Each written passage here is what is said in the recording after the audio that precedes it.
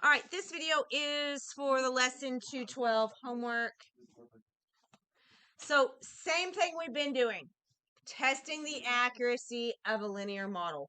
Today we're doing it with the correlation coefficient, okay? So this calculator tip here is just how I'm going to be doing the correlation coefficient.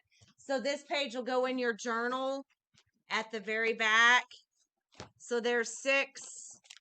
Oh, that one's not y'all's. Hang on. Grab y'all's journal. Should go, let's see, 2, 3. I'm missing a couple. I need to put some in. 4, 5 should be a, yeah, left-hand page. Sorry, brain stopped. So again, these are just the buttons you're going to push. Tomorrow I will not be here. You guys have a catch-up day.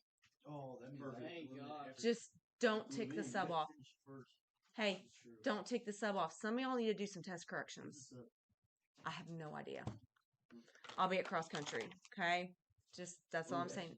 That means you're about to start losing quite a bit, huh? Just this one in regionals and then state. So just those 3. I've seen more than that. Nope, that's it. This is all district. go to state? Huh? So if one goes to state, all of them go to state? Team. You qualify as a team. Oh. Okay. So here we go. Vocab first. What is the name of a numerical value that assesses the strength of the linear relationship between 2 quantitative variables in a set of bivariate data? So this is the correlation coefficient. It's actually a number that pops up when you do linear regression. So when you do linear regression on a table, so these are the steps for linear regression, it's the value here where it says R. This number here is your correlation coefficient. The closer it is to +1 or -1, the stronger, the more accurate the data is. The closer that you get to 0 from both directions, the positive or the negative side, the weaker it is, the less likely it's a good representation. So number 2, what is the name of the line of best fit representing a set of bivariate data? That's the regression equation. So again, when we do linear regression and we make the calculator give us those pieces, the M and the B, and we can write the slope-intercept form, that's the regression equation. Again, it's a guess. It's an estimate of the data. Okay, it says create a linear model using average rates of change. So average rates of change, the model is going to be y equals 0.0005x plus 3. So that's using average rates of change. That's subtracting backwards every time and then averaging those values out and writing it. So we're going to do this one, the linear regression, just because that's going to walk us through all the steps of this. So linear regression, see if I can get the whole table to show up. Okay, list in spreadsheets. We put an X next to the A, a Y next to the B. So this top row, those are my X's. So I type those. Ooh, it's 3,000.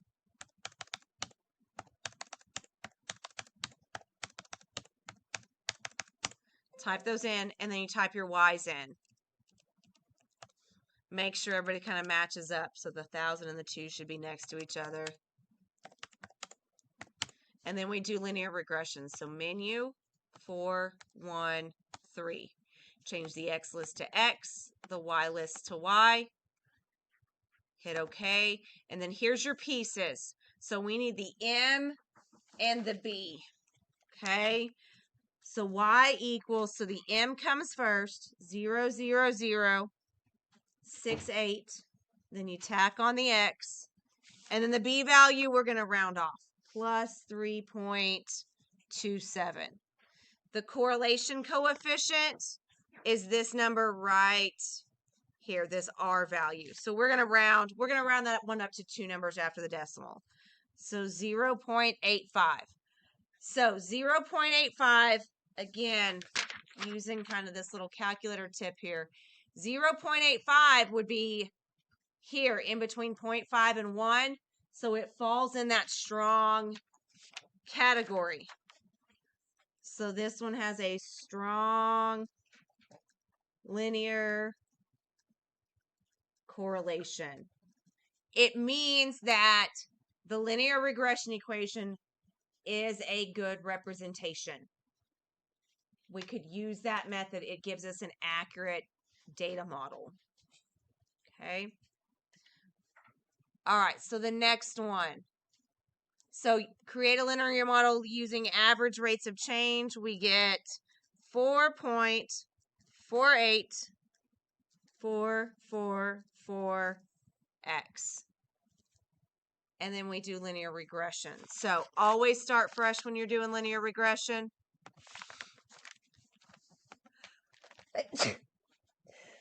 Excuse me. X and Y. So we type our X's in. So 0, 100, 300, 500, 700, 800, 900. And then type your Y's in.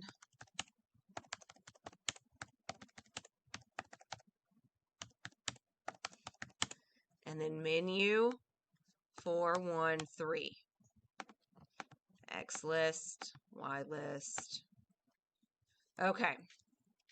So my M.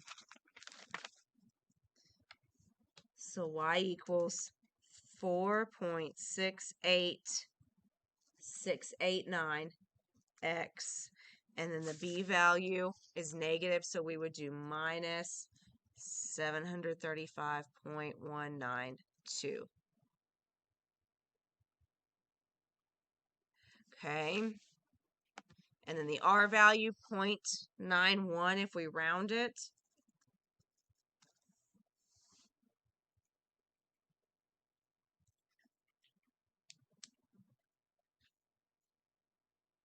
Okay. So looking at our two models. This one has a correlation coefficient of 0.91, meaning this is really accurate for the data. So based off of that, would you say this one is accurate? The average rates of change? Yes. Okay, so why would you say yes? Because they're close enough. The slope is, right? Yeah. But the starting point here would be like a +0. I'm starting at 0 here. On this one, I'm starting at a negative 735. Is that pretty close? No. So the constant is way off. So linear regression. So I'm just going to put lin reg is accurate. And we know that because of this, that correlation coefficient. This one, the average, oh, that should be a V, AVG, average rate, is not very accurate. Meaning the only 2 points that are probably going to fall on that line are the first and the last. These other ones, like if we graphed it, here would be the first dot, this point, here would be this point. All the other dots are going to be like floating out here in space. With this one and the line, they would be pretty close to that line. They would kind of fall in line all in the same path that way. All right, that is it.